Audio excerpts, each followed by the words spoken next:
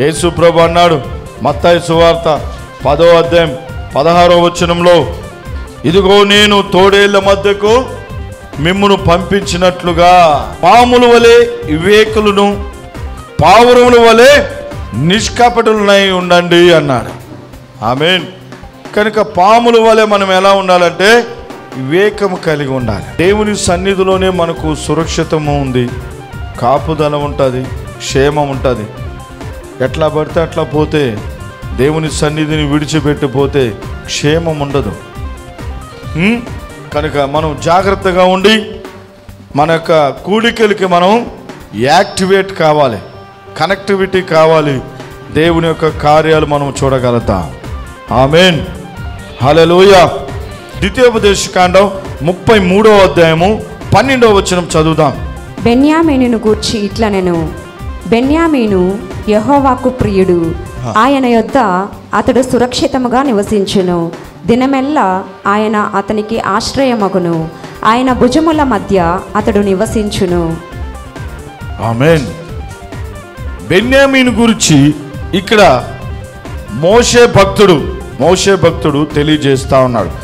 అదే అధ్యాయం 33వ అధ్యాయం 1వ వచనంలో మోషే మరణించక ముందు ఇశ్రాయేలీయుల యొక్క సమాజము గురించి, ఇశ్రాయేలీయుల యొక్క గోత్రముల గురించి ఆయన ఈ విధముగా పలికెను అని రాయబడి ఉంటుంది.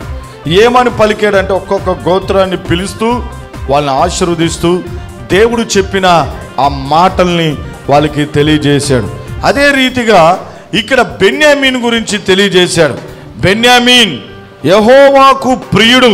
బెన్యామీన్ అంటే మొట్టమొదటిగా యెహోవాకు ప్రియుడు, రెండోది ఆయన యొద్ద అతడు సురక్షితముగా నివసించును, మూడోదిగా దినమెల్లా ఆయన అతనికి ఆశ్రయమగును, నాలుగోదిగా చూస్తే మనము ఆయన భుజముల మధ్య అతడు నివసించును. 4 ఆశీర్వాదాలు ఉన్నాయి, 4 బ్లెస్సింగ్స్. మొన్న నేను యెహోవాకు ప్రియుడు ఎవరు? బెన్యామీన్. ఎలా అవుతాడని చెప్పాను చెప్పండి. ఎలా అవుతాడు? ప్రార్థన. ఈ లోకంలో అందరూ 700 కోట్ల మంది దేవునికి ప్రియులుగా ఉంటారా? అందరూ ప్రియులేనా? చెప్పండి, అందరూ ప్రియులు అవుతారా? ఎవరవుతారు దేవునికంటే? దానియేలులాగా ముమ్మారు ప్రార్థన చేస్తే దేవదూత దిగి వచ్చి చెప్పాడు, దానియేలు నీవు దేవునికి బహు ప్రియుడవు. 3 సార్లు చెప్పింది. దేవదూత దిగి వచ్చి దానియేలు మోకాళ్ళ మీద ఉంటే తట్టి లేపి నీవు దేవునికి ప్రియుడవు. కొర్నేలి ఇంటికి దేవదూత వచ్చి, కొర్నేలి నీ ప్రార్థనలు దేవుని సన్నిధికి వెళ్ళి చేర్చబడ్డాయి. హల్లెలూయా. అంటే మనము ప్రార్థన చేయాలి. ప్రార్థన. ఎంతమంది ప్రార్థన చేస్తున్నారు? ప్రార్థన చేస్తూ ఉన్నారు. ఎంత కరప్షన్ ఉంది తెలుసా ప్రపంచంలో ఎంత మోసం ఉంది. ఆ మోసం, మనం తాగే పాలు కూడా కల్తే, నీళ్లు కల్తే, ఏది కొనాలన్నా చెయ్యాలన్నా మోసం. ఎక్కడ చూసినా మోసమే, కరప్షన్. మనుషుల్లో కరప్షనే, మోసం, మనుషుల్లో మోసం, కుటుంబంలో మోసం. ఎక్కడ చూసిన క్రైమ్ కనబడుతుంది. యాక్సిడెంట్స్, ప్రమాదాలు భయంకరంగా ఉన్నాయి. ఇప్పుడు ఏం చేయాలి? బయటికి పోకపోతే, పని చేయకపోతే, ఉద్యోగం చేయకపోతే, వ్యాపారం చేయకపోతే, చదువుకోకపోతే ఎలా? ఇంత క్రైమ్, ఇంత కరప్షన్, ఇంత మోసము, ఇంత భయంకరమైన ఈ కల్చర్లో మనం బయటకు పోవాలి, సంపాదించాలి, చదవాలి, వ్యాపారం చేయాలి. అయినా కానీ దేవుని క్షేమం మనకు కావాలి. హల్లెలూయా. అదిగే ఈరోజు ఈ 2వ మాట మీకు తెలియజేయబోతున్నాను. జాగ్రత్తగా వినండి దేవుని బిడ్డలారా. ఈ మోసకరమైన ఈ ప్రపంచంలో, ఈ యొక్క క్రైమ్తో నిండుకోపోయినటువంటి ఈ ప్రపంచంలో, దేవుని సన్నిధిని పాడు చేస్తున్నటువంటి ఈ ప్రపంచంలో నీవు నేను దేవుని బిడ్డలము సురక్షితముగా నివసించాలి. ఆయన అంటున్న అక్కడ రెండో మాట మోషే చెప్తున్నాడు. మోషే అంటే మామూలు మనిషా? చెప్పండి. మోషే అంటే నార్మల్ పర్సనా? దైవజనుడు, దేవుడు ఎన్నుకొని పిలిచినటువంటి దైవజనుడు. మరి బెన్యామీను గోత్రం కొరకు ఆయన చెప్తున్న మాట, ఆయన యుద్ధ బెన్యామీన్ నీవు సురక్షితంగా నివసించును. రాసుకోండి మాట. ఈ దినమున మనకు టైటిల్ ఏంటంటే ఈ రెండో మాట, నీవు ఈ భయంకరమైన లోకంలో. ఒకడు రీల్ తీద్దామని పట్టాల మీదకి వెళ్ళాడంట. పట్టాల మీదకి సైతాన్ ఆలోచన చూశారు. రీల్ పిచ్చి పెరిగిపోయింది, ఇన్స్టాగ్రామ్ పిచ్చి పెరిగిపోయింది, గేమ్స్ పిచ్చి పెరిగిపోయింది. రీల్ తీద్దామని పట్టాల మీదకు పోయినాడు. పట్టాల్లో కూర్చొని ఉండగా ఆడు ఇరుక్కోపోయాడు. పట్టాల మధ్యలో రాలేకపోతా ఉన్నాడు. వాడు అరుస్తూ ఉన్నాడు, కేకలు పెడతా ఉంటే పక్కన స్నేహితుడు వీడియో తీస్తున్నాడు. వీడు భలే చేస్తున్నాడు రా నిజంగా అనుకొని వాడు వీడియో తీస్తూనే ఉన్నాడు. వాడు అరుస్తున్నాడు పెద్దగా, నేను ఇరుక్కోపోయాను రా నాయన, నన్ను కాపాడని అరుస్తుంటే. కానీ అప్పుడు అర్థమైంది, ఈలోగా ట్రైన్ వచ్చేసింది. ట్రైన్ వచ్చేసి వాడి మీదకి వెళ్ళిపోయింది. అట్లనే అది కూడా రీల్ తీసేసాడు. వాడు ముక్కలైంది కూడా రీల్ తీశాడు.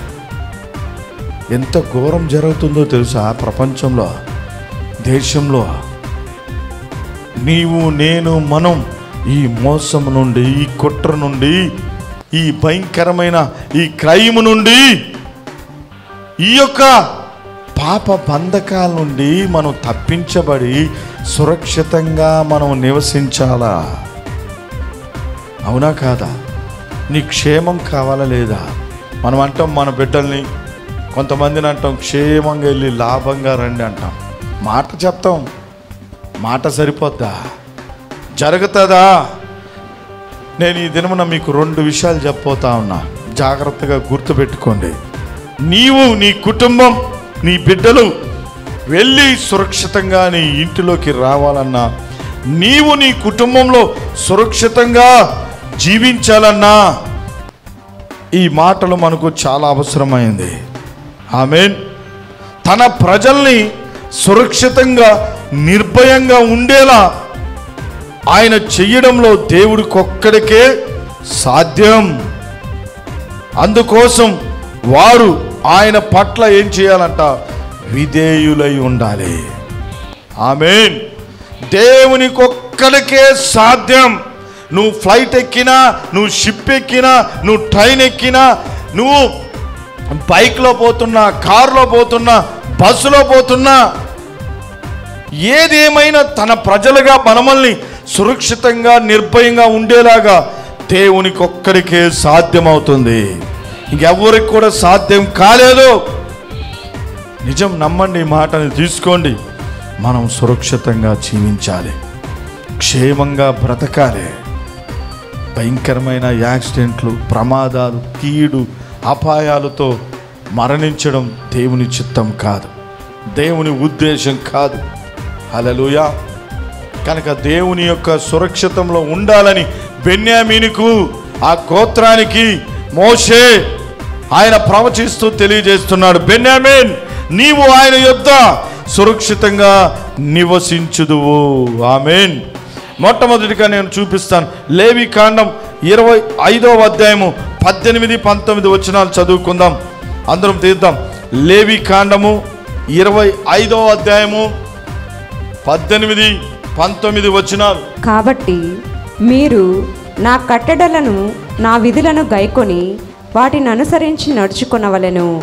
అప్పుడు మీరు ఆ దేశములో సురక్షితముగా నివసించెదరు. ఆ భూమి ఫలించును, మీరు తృప్తిగా భుజించి దానిలో సురక్షితముగా నివసించెదరు. ఆమేన్. ఏ దేశంలో అయినా ఎక్కడైనా ఎలా ఉంటారంట? సురక్షితముగా నివసిస్తారు. ఎలా ఉంటారు? సురక్షితంగా నివసిస్తారంట. దేవునికి మహిమ కలుగును గాక. ఆమేన్. ముందుగా మనం ఏం చేయాలంటే, నెంబర్ 1, మనము సురక్షితంగా క్షేమంగా కాపుదలగా ఉండాలంటే చాలామంది దానికి క్షేమం లేకుండా పోతుంది. ఇంకా సురక్షితం ఎక్కడ ఉంటారు? లేదు. దేవుని వాక్యం ఏమంటుందంటే, నా కట్టడాలను, నా నియమాలను మీరు తూచా తప్పకుండా పాటించి వాటి ప్రకారంగా ప్రవర్తించి నడుచుకుంటే మీరు ఆ దేశంలో సురక్షితముగా నివసిస్తారు. ఆ భూమి మీకు ఫలమునిస్తుంది. భూమి కూడా మీకేమవుతుందంటే ఫలమునిస్తుంది. అది కూడా మనకు, ఈ భూమి కూడా మనకు ఫలించేటట్లుగా అది కూడా మనకు పార్టిసిపేట్ చేస్తుంది. ఆకాశం మనకు అనుకూలంగా మార్చబడుతుందని దేవుని వాక్యం సెలవిస్తూ ఉంది. హల్లెలూయా, దేవుని నామానికి మహిమ కలుగును గాక. ఇస్సాకు వెళ్ళి ఆ లోయలో ఎక్కడ తవ్వుతున్నా అసలు నీళ్ళే లేవు ఇక్కడ అనుకున్నప్పుడు ఆయన వెళ్ళి నీళ్లు తవ్విస్తూ ఉంటే నీటి ఊటలు వస్తున్నాయి, జలలు వెలిగిన ఊటలు వస్తున్నాయి. మరలా వాళ్ళు వచ్చి అబీమెలెకు మనుషులు, అక్కడ ఉన్నటువంటి వేరే మనుషులు వచ్చి ఆ నీటి బుగ్గల్ని వాళ్ళు స్వాధీనపరుచుకుంటే ఇస్సాకు నవ్వుకుంటూ వెళ్ళిపోయి మరలా ఇంకో దగ్గరకు పోయి తవ్వుతా ఉన్నాడు. తవ్వితే మరలా నీటి ఊటలు పుడుతున్నాయి.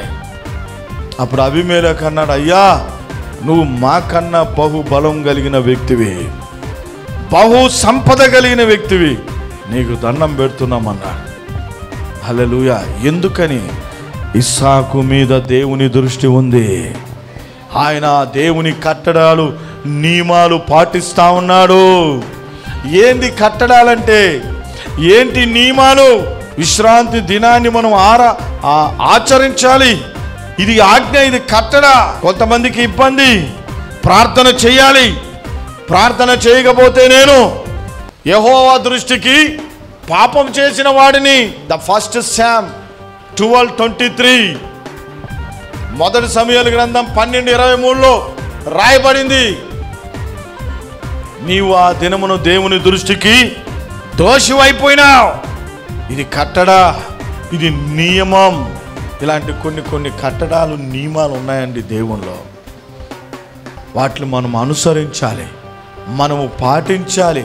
అవి పాటించాలి. మనం దేవుని కంటే కూడా మనిషిని ఎక్కువగా ప్రేమించకూడదు. నీ ఉద్యోగాన్ని ప్రేమించకూడదు, నీ ధనాన్ని ప్రేమించకూడదు. అది కూడా ఒక కట్టడే, అది కూడా ఒక నియమమే. హల్లెలూయా. అలా ప్రేమిస్తే ఏమవుతుందంటే దేవుని ఆజ్ఞకు వ్యతిరేకంగా మనం మారిపోతాం. దేవుడే first of all. God's love first love. ఆ ప్రేమే మంది ఫస్ట్, తర్వాత సెకండ్. ఏ మనిషి అయినా, ఏ రక్త సంబంధమైన, తల్లి అయినా, తండ్రి అయినా, భర్త అయినా, పిల్లలైనా, ఉద్యోగమైనా, ధనమైన, న్యాయం. ఎందుకంటే ఒకరోజు మనము దేవుని దగ్గరికి పోవాల్సిన వాళ్ళమే. అవునా కాదా? దేవుని దగ్గరికి పోవాల్సిన వాళ్ళమే. ఆమేన్, హల్లెలూయా. కనుక ఆయన కట్టడాలు, ఆయన నియమాలు మనము పాటించాలి, అనుసరించాలి. ఆ పద్ధతిలో మనం ముందుకు పోవాలి. అప్పుడు మనము సురక్షితంగా జీవించగలుగుతాం, సురక్షితంగా మనం బ్రతకగలుగుతాం. దావీదు భక్తుడు అంటాడు, చాలా విషయాలు చెప్పాడు. కీర్తన గ్రంథం 4వ అధ్యాయం 8వ వచనంలో ఆయన అంటాడు, నేను పడుకొని ప్రశాంతంగా నిద్రపోతాను. నా పక్కన 1000 మంది పడినా, నా కుడి పక్కన 10,000 మంది కూలిపోతున్నా, నేను యెహోవా నీ వల్లే నేను క్షేమంగా నివాసం చేస్తాను అంటున్నాడు. చప్పట్లు కొడదామా ఒకసారి గట్టిగా? హల్లెలూయా.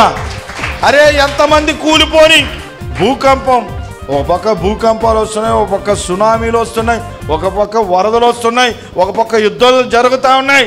జరగని, కానీ మనము ఆయన కట్టడాలు నియమాల ప్రకారంగా జీవిస్తూ ముందుకు పోతా ఉన్నాం. నేను పడుకొని హాయిగా నిద్రపోతాను. ఆమేన్. నా ప్రభువు నాకు అన్నిటినీ సమకూరుస్తాడు. ఆయన యెహోవా వల్లే నేను క్షేమంగా నివాసం చేస్తాను.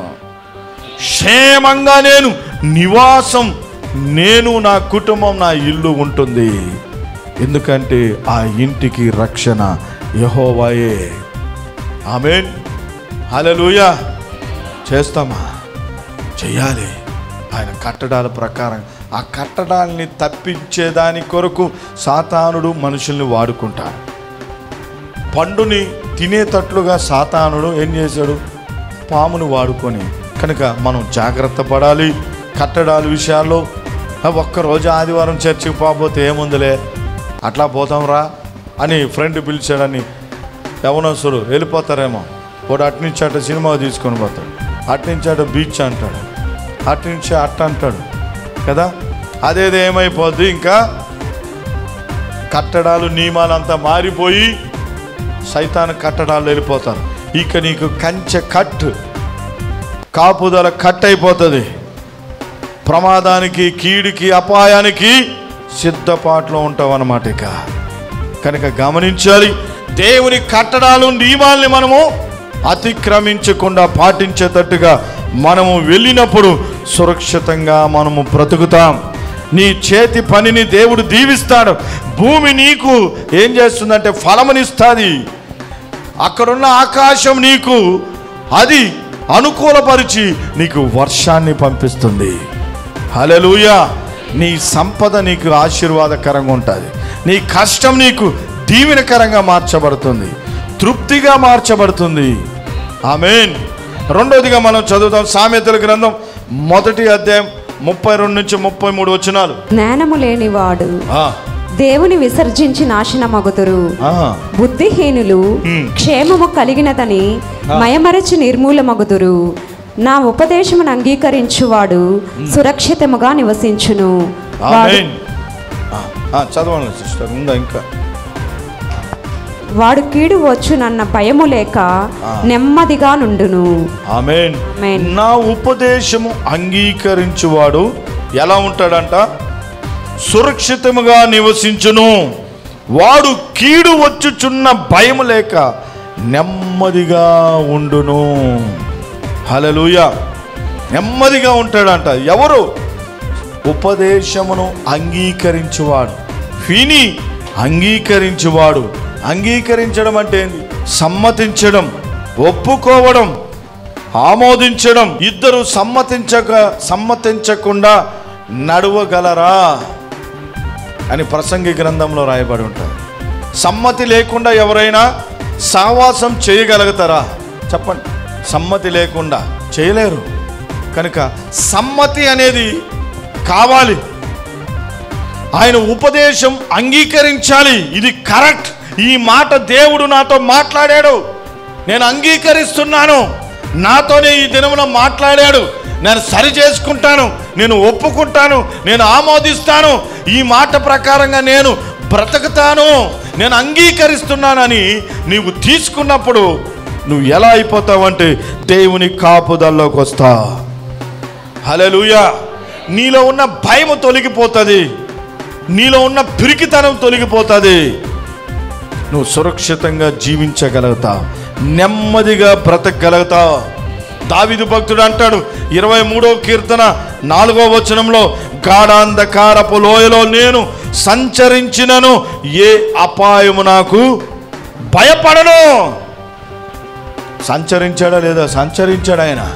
ఆయన చేసి చెప్పాడు, చూసి చెప్పాడు, అనుభవించి చెప్పాడు, అంగీకరించి చెప్పాడు. హల్లెలూయా. కనుక ఉపదేశమును, దేవుని మాటను మనము అంగీకరించకుండా, సమ్మతించకుండా నువ్వు అలానే కేర్లెస్గా పోతా ఉంటే ఏం జరుగుతుందంటే క్షేమం అనేది కరువైపోతుంది, కాపుదల అనేది కరువైపోతుంది, నీ నివాసంలో క్షేమము లేకుండా పోతుంది, నిన్ను భయము ఆవరిస్తుంది, నిన్ను పిరికితనం పట్టి పీడిస్తూ ఉంటుంది. హల్లెలూయా. దావీదుకి శత్రువులు సౌలు, ఎంత భయానకమైన పరిస్థితి, కానీ అయినా కానీ ఆయన దేవుని మీద ఆశ్రయించి ఆయన అంటున్నాడు, నేను గాఢాంధకారపు లోయలలో సంచరిస్తున్నా కానీ నేను అపాయానికి భయపడను, నేను పడుకొని హాయిగా ప్రశాంతంగా లేస్తానన్నాడు ఆయన. హల్లెలూయా. కనుక రెండోదిగా మనం ఏం చేయాలంటే దేవుని మాటని, దేవుడు ఉపదేశానికి, బోధన మనం సమ్మతించాలి, అంగీకరించాలి. దేవుడు నాతో చెప్పాడు అని అంగీకరించి నువ్వు సమాధాన పడాలి. ఆ మాటతో నువ్వు ఏకీభవించి తీసుకొని ముందుకు వెళ్ళినప్పుడు నీలో ఉన్న భయాలు తొలగిపోతాయి. ఆటోమేటిక్గా నీ గుండె ధైర్యముతో నిండుకోపోతూ ఉంటుంది. ఆమేన్, హల్లెలూయా. మూడోదిగా చెప్పి నేను ముగిచ్చేస్తాను, సమయం అవుతా ఉంది. సామెతల గ్రంథం 18వ అధ్యాయం 10వ వచనం చదువుకొని మనం ముగింపులో పోదాం. సామెతల గ్రంథం 18వ అధ్యాయం 10వ వచనం చదువుదాం. యెహోవా నామము బలమైన దుర్గము, నీతిమంతుడు అందులోనికి పరిగెత్తి సురక్షితముగా నుండును. ఆమేన్. యెహోవా నామము మనకి ఎలాంటిదంట? బలమైన దుర్గము, నీతిమంతుడు అందులోనికి పరిగెత్తి సురక్షితముగా నుండును. హల్లెలూయా.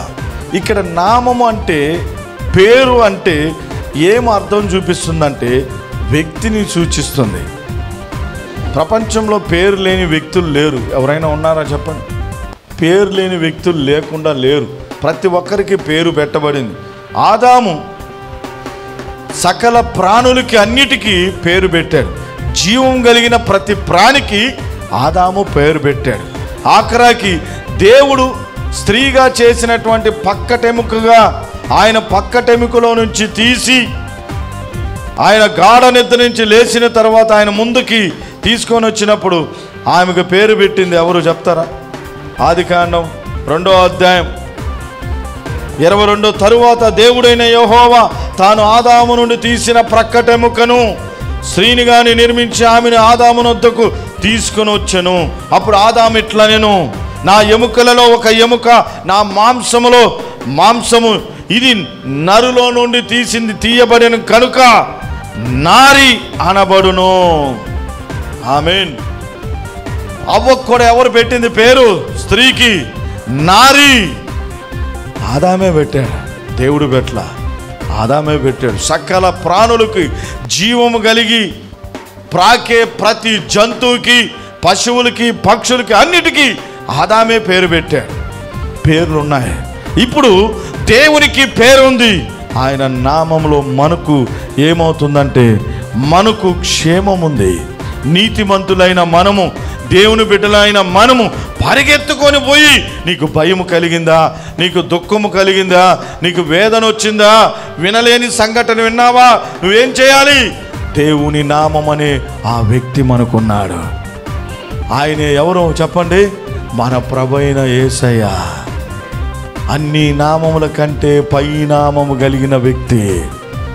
Hour God, mighty God, powerful name, marvellous name, beautiful name. అంత అద్భుతమైన నామముతో మనం ఏం చేయాలంటే ఆ నామం అనేటువంటి ఆ నామాన్ని మనం పలుకుతుంటే యేసుక్రీస్తు అనేటువంటి దేవుడు ఆ వ్యక్తిత్వంతో మనము ఆ సురక్షితంలోకి వెళ్ళిపోతూ ఉంటాం మనం. హల్లెలూయా. అందుకనే కొంతమంది భయం వచ్చినప్పుడు, ఏదైనా సంఘటన జరిగినప్పుడు ఏమంటారు? యేసయ్యా అంటారు. ప్రభువా, అయ్యా. గుడ్డి భర్తమై ఏమన్నాడు? దావీదు కుమారుడా, నన్ను కరుణించమయ్యా అన్నాడు. వెంటనే ఆ మాటకి ప్రభు ఆగిపోయాడు. ఆ మాటకి ఆగిపోయి ఆయన్ని పిలవండి అన్నాడు. పిలిచినప్పుడు ఏం కావాలి నాయన నీకంటే, నాకు చూపు లేదు తండ్రి అన్నాడు. హల్లెలూయా. గుర్తుపెట్టుకోండి 3. ఆయన నామమున మనము బలమైన దుర్గముగా ఉంది. నీతిమంతుడు ఏం చేస్తాడంట? ఆపద కలిగినప్పుడు, భయము సంభవించినప్పుడు, నీకు దిగులు సంభవించినప్పుడు, ఇంకోటి ఏదైనా వచ్చినప్పుడు పరిగెత్తుకొని ఆయన నామంలోకి వెళ్ళిపోవాలి. మనం ఆయన నామం యొద్దకు పరిగెత్తాలి. ఆయన నామాన్ని ఉచ్చరించాలి. మార్కు సువార్త 16వ అధ్యాయం 17వ వచనంలో చదివితే, నా నామమున మీరు ఏమని వెళ్ళగొడతారంట? దెయ్యాలు వెళ్ళిపోతాయి. ఆయన నామాన్ని మనం ఉచ్చరిస్తుండగానే నీ ఇంటిలో ఉండే దెయ్యాలు పారిపోతాయి. హల్లెలూయా. పారదోలండమ్మ అంటే తెచ్చుకుంటా ఉన్నారు. తెచ్చుకోవద్దు, పారదోలండి, పారదోలండి. పారిపోయేటట్టు చెయ్యాలి. మీరు యేసు నామాన్ని ఉచ్చరిస్తా ఉంటే నీ ఇంటిలో దయ్యపు క్రియలు, దయ్యపు శక్తులు పారిపోతూ ఉంటాయి. హల్లెలూయా. ఎందుకంటే వాక్యం చెప్తా ఉంది, ఆయన నామము మనకు బలమైన దుర్గము, బలమైన ఆశ్రయము. యెహోవా నా శైలము, నా కేడము, నా కోట, నన్ను రక్షించువాడు ఆయనే, నా రక్షణ శృంగము, నా ఉన్నత దుర్గము, నన్ను కాపాడువాడు నా దేవుడు, నేను ఆయన్ని ఆశ్రయించి నా దుర్గమై ఉన్నాడు అంటున్నాడు ఆయన. హల్లెలూయా. దేవునికి మహిమ కలుగును గాక. ఏం చేయాలి? మీకు బాధ వచ్చినప్పుడు, దిగులు వచ్చినప్పుడు మేడ మీదకి వెళ్ళి దూకేస్తే పోలేదంటావా? కరెంటు పట్టుకుంటే పోలేదంటావా? ఏదైనా తాగేసి పడిపోతామంటావా? అన్ని నామముల కన్నా పై నామము కలిగిన నామం నీతిమంతులు మనం ఏం చేయాలి? దాంట్లో ప్రవేశించాలి. అక్కడ మనం పరిగెత్తాలి. నువ్వు పరిగెత్తకుండా, ప్రవేశించకుండా అక్కడే డిప్రెషన్లో అయ్యావనుకో. కనుక గమనించాను బెన్యామీన్, నువ్వు యెహోవాకు ప్రియుడవు, ఆయన యొద్ద నీవు సురక్షితంగా నివసించదవు అన్న దానికి అర్థం ఏంటంటే, దేవుని బిడ్డలైన మనము ఆయన యొక్క నీడలో, ఆయన నామంలో, ఆయన యొక్క వాక్యంలో, ఆయన ఉపదేశంలో, ఆయన కట్టడలలో సురక్షితముగా నివసించుదుముగాక. ఆమేన్. హల్లెలూయా. అందుకే కదా మనం దేవుని బిడ్డలు ఎలా ఉంటాం? దానియేలు సింహాల గుహాల్లో వేసేస్తామన్నా వేసుకోపోండ్రా అనేసి కిటికీ తలుపులు తీసి మరి ఏం చేశాడు? ప్రార్థన చేశాడు. తెలుసు ఆయనకి, నేను ఎవరి దుర్గంలో ఉన్నానో, నేను ఎవరి శైలంలో ఉన్నానో, నేను ఎవరి కోటలో ఉన్నానో దానియేలుకు తెలుసు కాబట్టి. హల్లెలూయా. గోలియాతును చూసి పారిపోతా ఉంటే దావీదు అన్నాడు వచ్చి, హే, ఈ సున్నతి లేనోడు, ఈ బాప్తిసం లేనోడు, ఆత్మ లేనోడు, దేవుని నామం లేనోడు ఈడేంద్రా మా ప్రజలను అనేదని వచ్చి నిలబడ్డాడు. నీకెందుకురా కత్తి, నీకు ఈట అవసరమా అని ఒక రాయి తీసాడు. ఎంత రాయి? మనం కాట్బేల్ అంటాం. ఆయన ఒడిసెలు, మన భాషలో కాట్బేల్, నక్కలోళ్ళ దగ్గర ఉంటాయి చూడొచ్చు. ఆ ఒడిసెలు బట్టి తిప్పి తిప్పి కొట్టాడు. నీకు కత్తి అవసరం లేదు, డాల్ అవసరం లేదు, ఈట అవసరం లేదు. ఎందుకంటే యెహోవా నామమున నేను వస్తున్నాను అన్నాడు. గట్టిగా చప్పట్లు కొడదామా? యెహోవా నామమున నేను నిన్ను ఎదుర్కొని వస్తున్నాను. యుద్ధము యెహోవాదే. హల్లెలూయా. నువ్వు కృంగిపోవద్దు. నువ్వు తన్నులు తినేదానికి దేవుడు నిన్ను ఎన్నుకోలేదు. మా ఆయన హింసిస్తున్నాడు, ఆడేంది హింసించేది నిన్న? ఎంతకాలం హింసిస్తుంటే నువ్వు హింసించబడతావు? లే, దేవుని నామం పట్టుకో. You are be strong. Hallelujah. దురాత్మలు పారిపోతాయి. ఊరికే వ్యాధులు, రోగాలు ఏంది? లే, యేసు నామాన్ని ఉచ్చరించు. నీ శరీరము ఆరోగ్యంతో నిండుకోపోతుంది. నీ ఇల్లు దేవుని ఆనందంతో నిండుకోపోతుంది. ఎప్పుడు యెహోవా ఉత్తముడని రుచి చూస్తా. చెప్పండి, మా ఆయన కొట్టాడు బ్రదర్, మా ఆయన తిట్టాడు బ్రదర్, నీ కాళ్ళు దగ్గరికి తీసుకొస్తాడు. ఎందుకని? నీవు తలగా మారాలి, నువ్వు పై దానిగా మారాలి, నువ్వు పైవాడిగా ఉండాలని దేవుడు కోరుకుంటున్నాడు. తోకలా ఉండాలని కోరుకోవట్లేదు. హల్లెలూయా. ఆయన ఆజ్ఞలు కొంచెం పాటించి విశ్వాసంతో మనము ఆయన ఉపదేశాన్ని అంగీకరించి ఆయన నామంలో మనం అడుగుపెట్టి ముందు పోతుంటే అప్పుడు స్టైల్ మారింది. నా స్టైల్ మారింది. నీ స్టైల్ మారిపోతుంది, నీ హుందాతనం మారిపోతుంది, నీ యాటిట్యూడ్ మారిపోతుంది. హల్లెలూయా. నీ ముఖంలో సైతానికి ఏం కనబడుతుందో తెలుసా? సింహం కనబడుతుంది. హల్లెలూయా. నీ ఫేస్ లో లైన్ అప్ చూడా దేవుని సింహం కనబడతా ఉంటారు.